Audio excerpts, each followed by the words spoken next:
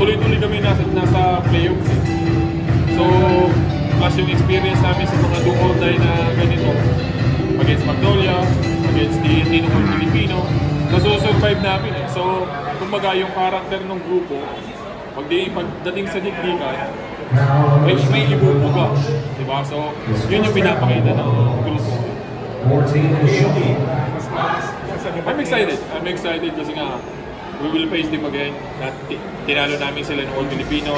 Last conference, tinalo kami sa semis. Now, sabi nga ni Coach Nick, tinalo tayo 4-1 the last time. Sana wag mangyari. So, yun yung motivation sa amin. Talagang gusto namin mag-finals. It's been so long. And, kumaga, pagdating ng finals naman, anybody's goal yun kasi yun yung mas matibay. Oh, thank you.